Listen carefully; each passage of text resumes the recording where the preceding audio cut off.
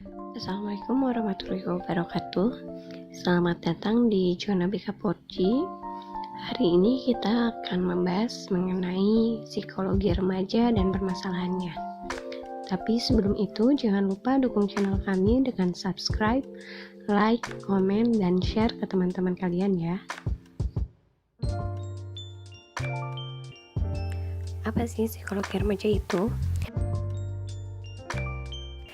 Psikologi itu sendiri adalah ilmu yang mempelajari perilaku, mental, dan tingkah laku dalam menghadapi setiap permasalahannya. Sedangkan remaja adalah fase perkembangan yang dialami seseorang ketika memasuki usia 12-22 tahun, di mana fase remaja terbagi ke dalam 3 fase. Yang pertama ada remaja awal. Ini dari usia 12-15 tahun. Yang kedua remaja madya, usia 15-18 tahun. Yang ketiga ada remaja akhir, dari usia 19-22 tahun. Jadi dapat disimpulkan, psikologi remaja adalah bagian dari psikologi perkembangan yang secara khusus mempelajari kehidupan remaja, baik itu dalam tugas perkembangannya maupun dalam menghadapi setiap permasalahannya. Nah, sebelum membahas permasalahan remaja, kita lihat dulu beberapa karakteristik dari remaja. Ada 6 ciri atau karakteristik. Ya, yang pertama ada perkembangan fisik, perkembangan kognitif, perkembangan emosi, perkembangan moral, perkembangan sosial, perkembangan kepribadian, dan perkembangan kesadaran beragama. Kita bahas satu-satu ya. Yang pertama ada perkembangan fisik. Nah, fase remaja adalah periode kehidupan manusia yang sangat strategis, penting, dan berdampak luas bagi perkembangan berikutnya. Pada remaja awal, pertumbuhan fisik sangat pesat tetapi tidak proporsional, misalnya pada hidung, tangan, dan kaki. Pada remaja akhir, proporsi tubuh mencapai ukuran orang dewasa dalam semua bagiannya. Nah, perkembangan fisik sendiri terbagi 2 ya. Ada ciri seks primer dan ciri seks sekunder.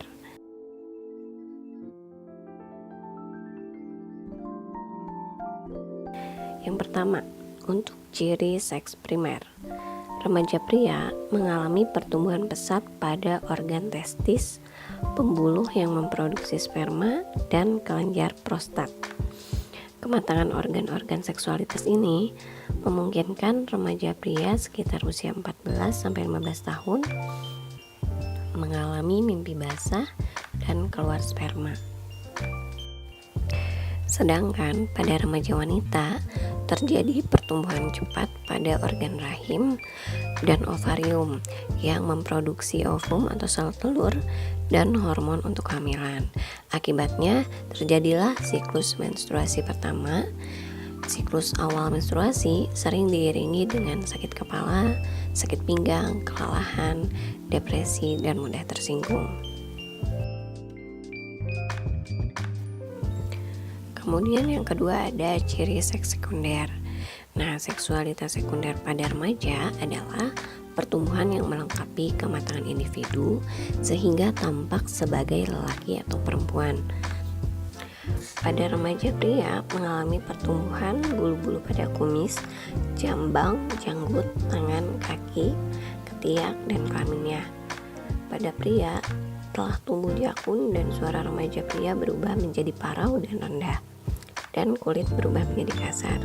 Kemudian untuk remaja wanita juga mengalami pertumbuhan bulu-bulu secara lebih terbatas, yakni pada ketiak dan kelamin.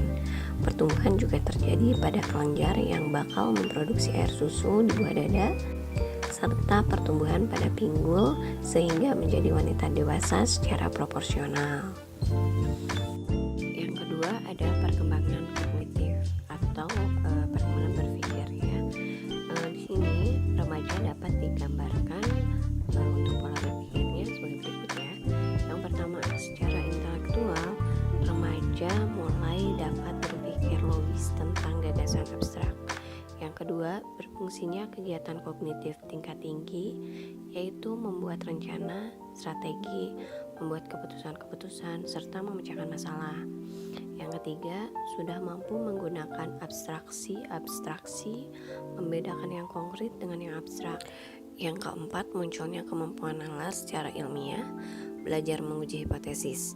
Yang kelima, memikirkan masa depan, perencanaan, dan mengeksplorasi alternatif untuk mencapainya. Yang keenam, mulai menyadari proses berpikir efisien dan belajar berintrospeksi. Yang ketujuh, wawasan berpikirnya semakin meluas, bisa meliputi agama, keadilan, moralitas, dan identitas atau jati diri. Yang ketiga, ada perkembangan emosi. Nah, remaja mengalami puncak emosionalitasnya. Perkembangan emosi tingkat tinggi, perkembangan emosi remaja awal menunjukkan sifat sensitif, reaktif yang kuat, emosinya bersifat negatif, dan temperamental atau mudah tersinggung, marah, sedih, dan murung. Nah, sedangkan pada remaja akhir sudah mulai mampu mengendalikan emosinya. Nah, remaja yang berkembang di lingkungan yang kurang kondusif, kematangan emosionalnya akan terhambat sehingga sering mengalami akibat negatif berupa tingkah laku. Nah, di sini ada beberapa contoh ya. Misalnya untuk emosi negatif akan memunculkan perilaku agresif seperti melawan, keras kepala, berkelahi, suka mengganggu, dan lain-lain. Yang kedua, lari dari kenyataan atau regresif, yaitu contohnya suka melamun, pendiam, senang menyendiri, mengkonsumsi obat penenang, bahkan sampai meminum minuman keras atau obat terlarang. Ya, sedangkan untuk remaja yang tinggal di lingkungan kondusif, ya, perilakunya akan memunculkan tingkah laku yang positif.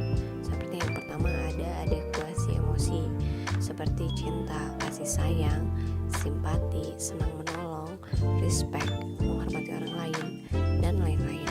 Kemudian yang kedua, mereka juga dapat mengendalikan emosinya. Ya, mereka menjadi tidak mudah tersinggung, tidak agresif, optimis, emosinya tidak meledak-ledak, dan dapat menghadapi kegagalan secara sehat dan bijak. Ya, jadi dari keduanya dapat kita bedakan ya bagaimana perilaku yang muncul dari emosi yang positif dan negatif. Kemudian yang keempat ada perkembangan moral. Nah, remaja sudah mampu berperilaku yang tidak hanya mengejar kepuasan fisik saja, tetapi meningkatkan pada tatanan psikologisnya seperti rasa diterima, dihargai, dan penilaian positif dari orang lain. Kemudian yang kelima ada perkembangan sosial. Nah, remaja telah mengalami perkembangan kemampuan untuk memahami orang lain atau social cognition dan menjalin persahabatan. Nah, remaja mulai memilih teman yang memiliki sifat dan kualitas psikologis yang relatif sama dengan dirinya. Nah, seperti mereka mencari pertemanan yang sama-sama memiliki hobi, minat, sikap, nilai, dan kepribadian yang hampir menyerupai. Nah, kemudian perkembangan sikap yang cukup rawan pada remaja adalah sikap conformity, yaitu kecenderungan untuk menyerah dan mengikuti bagaimana teman sebayanya berbuat. Nah, ini contohnya seperti dalam hal gaya hidup, kebiasaan, hal yang disukai, pendapat, dan pikiran. Yang keenam ada perkembangan kepribadian. Nah, isu sentral pada remaja adalah ketika berkembangnya identitas diri atau jati diri yang akan menjadi dasar bagi masa dewasanya. Remaja mulai sibuk dan heboh dengan problem siapa saya atau who am I. Nah, di sini terkait dengan hal tersebut, remaja juga risau mencari idola dalam hidupnya yang akan dijadikan panutan dan kebanggaannya. Ya, mungkin di sini bisa dibilang yang akan menjadi role modelnya. Ya, di sini ada beberapa faktor penting dalam perkembangan integritas pribadi remaja. Yang pertama, pertumbuhan fisik semakin dewasa akan membawa konsekuensi untuk berperilaku dewasa pula. Yang kedua, kematangan seksual berimplikasi kepada dorongan dan emosi-emosi baru. Yang ketiga, munculnya kesadaran terhadap diri dan mengevaluasi kembali obsesi dan cita-citanya.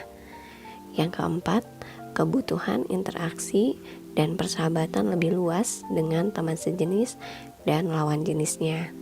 Yang kelima, munculnya konflik-konflik sebagai akibat masa transisi dari masa anak menuju dewasa. Nah, di sini kalau untuk remaja akhir, mereka sudah mulai dapat memahami, mengarahkan, mengembangkan, dan memelihara identitas diri. Nah, ini akan terjadi asalkan seluruh aspek tugas perkembangannya sudah terpenuhi. Nah, di sini juga ada beberapa tindakan antisipasi remaja akhir. Yang pertama, berusaha bersikap hati-hati dalam berperilaku dan menyikapi kelebihan dirinya. Yang kedua, mengkaji tujuan dan keputusan untuk menjadi model manusia yang diidamkan. Kemudian yang ketiga, memperhatikan etika masyarakat, kehendak orang tua, dan sikap teman-temannya. Yang keempat, mengembangkan sikap-sikap pribadinya. Nah, itu yang harus diantisipasi ya. Lalu yang terakhir ada perkembangan kesadaran beragama. Nah, di sini iman dan hati adalah penentu perilaku dan perbuatan seseorang. Nah, lalu bagaimana jika perkembangan spiritual ini terjadi pada remaja? Sesuai dengan perkembangannya, kemampuan kritis remaja hingga menyoroti nilai-nilai agama dengan cermat, mereka mulai membawa nilai-nilai agama ke dalam kalbu dan kehidupannya.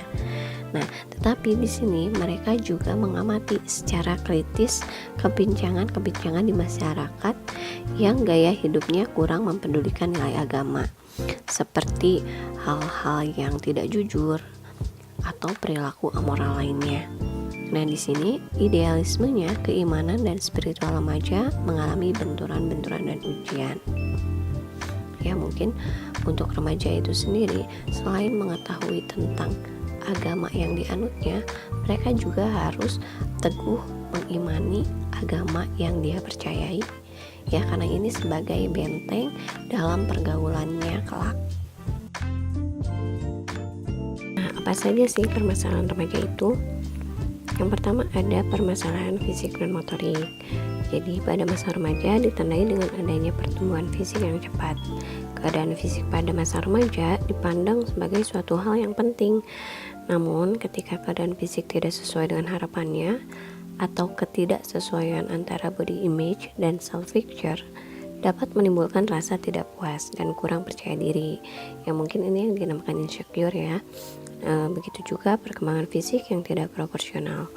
Kematangan organ reproduksi pada masa remaja membutuhkan upaya pemuasan dan jika tidak terbimbing oleh norma-norma dapat menjerumus pada penyimpangan perilaku seksual. Yang kedua ada permasalahan kognitif dan bahasa. Pada masa remaja awal ditandai dengan perkembangan kemampuan intelektual yang pesat. Namun ketika remaja tidak mendapat kesempatan pengembangan kemampuan intelektual, terutama melalui pendidikan sekolah, maka boleh jadi potensi intelektualnya tidak akan berkembang optimal. Begitu juga pada masa remaja, terutama remaja awal, merupakan masa terbaik untuk mengenal dan mendalami bahasa asing. Jadi tidak dipungkiri ya bahwa dalam era globalisasi sekarang ini, penguasaan bahasa asing merupakan hal yang sangat penting untuk menunjang kesuksesan hidup dan karir seseorang. Bahkan menjadi bahasa sehari-hari ya, atau bisa dibilang menjadi lifestyle anak muda zaman sekarang. Namun dengan adanya hambatan dalam pengembangan ketidakmampuan berbahasa asing, tentunya akan sedikit banyak berpengaruh terhadap kesuksesan hidup dan karirnya. Terhambatnya perkembangan kognitif dan bahasa dapat berakibat pula pada aspek emosional, sosial, dan aspek perilaku dan kepribadian lainnya. Yang ketiga ada permasalahan sosial, moral, dan agama. Nah, remaja disebut pula sebagai masa social hunger atau kehausan sosial yang ditandai dengan adanya keinginan untuk bergaul dan diterima di lingkungan kelompok sebayanya atau peer group. Penolakan dari peer group dapat menimbulkan frustasi dan menjadikan dia sebagai isolated dan merasa rendah diri. Nah, mungkin ini salah satu faktor ya yang banyak dialami oleh remaja zaman sekarang, bahwa timbulnya bullying, rasa rendah diri itu dari lingkungan itu sendiri. Nah, hubungan sosial yang dikembangkan pada masa remaja ditandai pula dengan adanya keinginan untuk menjalin hubungan khusus dengan lawan jenis, dan jika tidak terbimbing dapat menjurus tindakan penyimpangan perilaku sosial dan perilaku seksual. Pada masa remaja juga ditandai dengan adanya keinginan untuk mencoba-coba dan menguji kemapanan norma yang ada. Jika tidak terbimbing, mungkin saja akan berkembang menjadi konflik nilai dalam diri maupun dengan lingkungannya. Nah, jadi mungkin ini menjadi permasalahan yang cukup kompleks yang terjadi saat ini, bahwa lingkungan sosial, moral, dan agama itu sangat berpengaruh terhadap pergaulan remaja saat ini. Lalu yang keempat ada permasalahan kepribadian dan emosional. Pada masa remaja disebut juga masa untuk menemukan identitas diri atau self-identity. Usaha pencarian identitas pun banyak dilakukan dengan menunjukkan perilaku coba-coba, perilaku imitasi, atau identifikasi. Ketika remaja gagal menemukan identitas dirinya, dia akan mengalami krisis identitas atau identity confusion, sehingga mungkin saja akan terbentuk sistem kepribadian yang bukan menggambarkan keadaan diri yang sebenarnya. Reaksi-reaksi dan ekspresi emosional yang masih labil dan belum terkendali pada masa remaja dapat berdampak pada kehidupan pribadi maupun sosialnya. Dia menjadi sering merasa tertekan dan bermuram durja, atau justru dia menjadi orang yang berperilaku agresif. Pertengkaran dan perkelahian seringkali terjadi akibat dari ketidakstabilan emosinya. Nah, berikut beberapa permasalahan yang terjadi pada remaja. Mungkin kalau kita bahas lebih banyak lagi, nah itu beberapa contoh saja. Nah, sekarang kita akan lanjut bagaimana cara mengatasi dari permasalahan remaja ini. Yang pertama, tingkatkan agama. Dalam psikologi agama menjelaskan bahwa kehidupan beragama keluarga menjadikan anak sebagai seseorang yang tahu akan kewajiban dan batasan atau tidak. Terkadang remaja itu sudah mengerti agama dan hal yang dilakukannya, tapi masih saja ada yang melanggar, apalagi mereka yang tidak mempelajari mengenai agama. Jadi yang harus kita lakukan adalah apapun agamanya, apapun yang kalian percayai, semua pasti mengajarkan kebaikan, sehingga perlu meningkatkan lagi iman dan ketakwaan kita, terutama untuk remaja yang masih bisa dibilang labil dalam mengambil tindakan dan keputusan. Yang kedua, isi waktu bersama.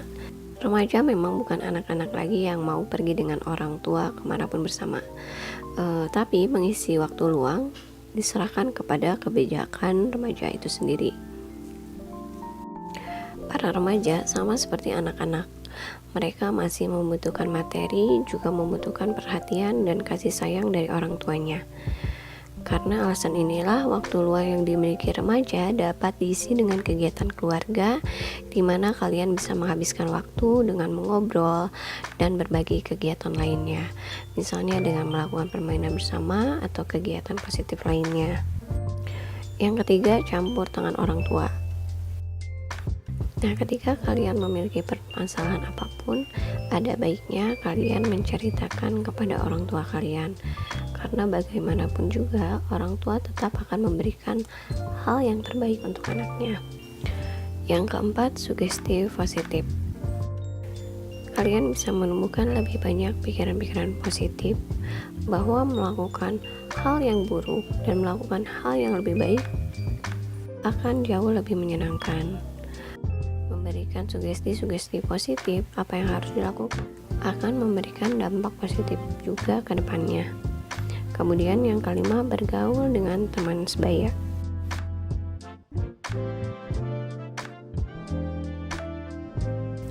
Cobalah untuk bergaul dengan teman sebaya yang hanya berbeda umur 2 atau 3 tahun. Itu mungkin masih ada toleransi. Tapi ketika kalian membiarkan diri kalian bergaul dengan teman main yang sangat tidak sebaya dengan kalian, dengan gaya hidup yang sudah pasti berbeda, maka kalian pun bisa terbawa gaya hidup yang mungkin buruk, yang mungkin seharusnya belum perlu untuk kalian jalani. Jadi intinya, bergaullah dengan teman seumuran kalian yang bisa membawa kalian ke dalam hal-hal yang positif juga. Yang terakhir ada identitas diri. Nah, untuk identitas diri ini memang cukup mengganggu beberapa remaja ya, di mana remaja mengalami kegagalan menghadapi identitas peran dan lemahnya kontrol diri. Jadi remaja harus bisa mendapatkan sebanyak mungkin figur orang-orang dewasa yang telah melampaui masa remajanya dengan baik.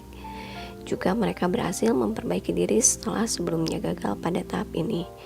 Nah, inti dari semuanya adalah kalian sebagai remaja harus dapat melengkapi seluruh aspek tugas perkembangan remaja, sehingga kalian akan lebih mencintai diri kalian sendiri dan menerima segala sesuatu yang ada dalam diri kalian.